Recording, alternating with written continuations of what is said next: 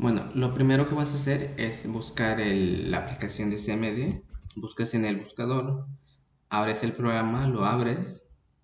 Una vez que ya iniciado, te aparecerá una ventana así. Lo primero que vas a hacer es ir a la ruta donde está guardado el programa de MySQL. Existen dos formas de identificar en dónde está esa ruta. Una es ingresando el equipo. Aquí te vas a archivos de programa. En este caso, esta carpeta puede tener dos nombres. Hay algunas computadoras que nombran las carpetas en inglés. Por ejemplo, aquí en archivos de programa puede llamarse Program Files. Después de eso, dentro de esta carpeta está la carpeta MySQL. Lo que nos interesa entrar es en MySQL Server 8.0. Entramos nuevamente en la carpeta bin y si queremos podemos copiar la dirección de donde se encuentra esta carpeta. Le damos en copiar y escribimos cd, abrimos comillas dobles, le damos en pegar y cerramos las comillas dobles. Le damos enter y ya estamos dentro de esa carpeta. La otra forma es escribiendo ese directorio, por ejemplo, c diagonal archivos de programa, diagonal el nombre de la carpeta donde se guarda la aplicación. Escribimos MySQL Server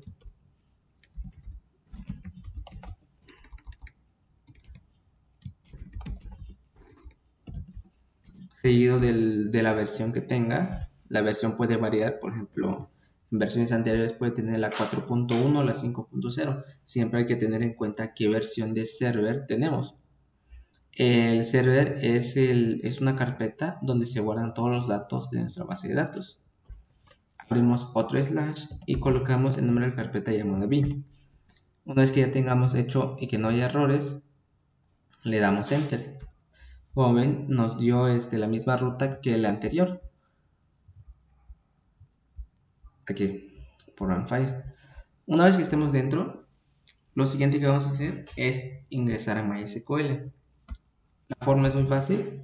Ingresas MySQL en minúsculas, pones un signo de menos seguido de la letra U. En este caso, menos U significa el nombre de usuario. En este caso, la mayoría, todos tienen el nombre de usuario root. Este es su nombre de usuario. Seguido después de la contraseña. En este caso, para ingresarlo es "-p". Una vez que hayamos ingresado este código, le damos enter y nos pedirá la contraseña. Ingresamos nuestra contraseña y le damos enter. Una vez que ya hayamos ingresado la contraseña, nos saldrá este siguiente mensaje en donde nos muestra que todo ha salido bien. En caso contrario, te puede marcar un error parecido a esto, donde las causas pueden ser varias. La primera es que la contraseña está mal, o la segunda es que el puerto local que usa MySQL para ingresar a los servidores de la base de datos están ocupados. Pero en este caso es debido a que otro programa parecido lo está usando. Si todo salió bien, se sale este mensaje. Y ahora, en esta parte donde dice MariaDB None, es ahí donde vas a ingresar los códigos. El primer código que vamos a usar es show databases, punto y coma al final, y ya nos va a listar la base de datos. Aquí la sintaxis que usa los comandos no es muy importante, porque MySQL no distingue entre mayúsculas y minúsculas. O sea, podemos ingresar el mismo comando en minúsculas. Perdón, es show databases. Y en este caso va a ser el mismo proceso. Ahora, si lo hacemos así, por ejemplo, escribimos de esta forma.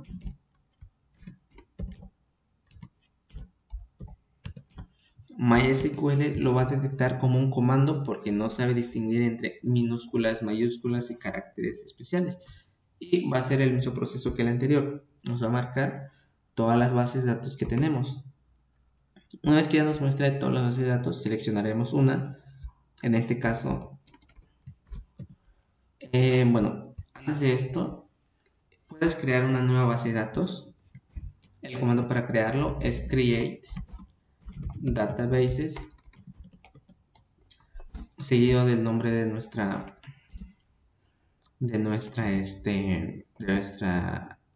base de datos. Por ejemplo, prueba 1. Damos punto y coma, lo ejecutamos y aquí tenemos aquí es create database. Le damos enter y como nos muestra ya se creó la tabla.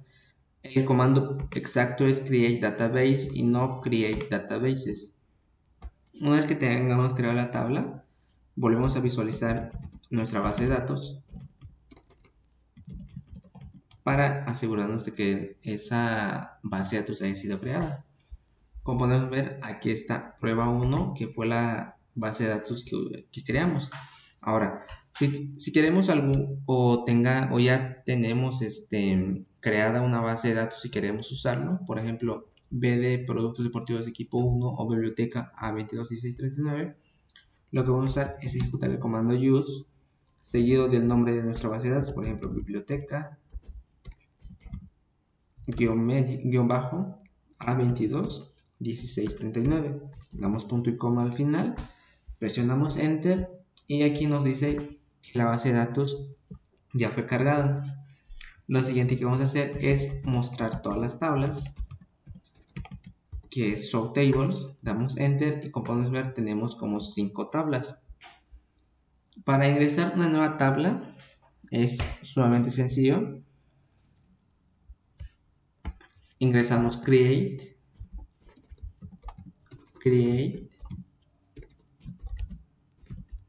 table, el nombre de nuestra tabla, por ejemplo que puede ser cajero, abrimos paréntesis. Aquí en este apartado, en el grupo, mandaron de cómo podría hacerse una tabla. Vamos a seguir la sintaxis de esto, donde primero ingresamos los atributos, seguido del tipo de valor que va a contener y si es una llave primaria o es un atributo libre. Lo vamos a hacer de esta forma. Dentro del paréntesis vamos a poner ID cajero, donde va a ser de un tipo int 11 y en este caso será primary key. Damos coma, creo que si es coma al final, si es coma. El siguiente puede ser nombre cajero, nombre, donde va a ser un valor varchar de 45, cerramos paréntesis. Y si nuestra tabla nos pide que no debe contener valores nulos, ponemos not null. Aquí es este es el comando, ¿no? Vamos a darle enter. Creo que no. Ahí fue, not null. Y si ya agregamos todos los atributos, podemos cerrar con un punto y coma, lo ejecutamos y aquí nos dio error.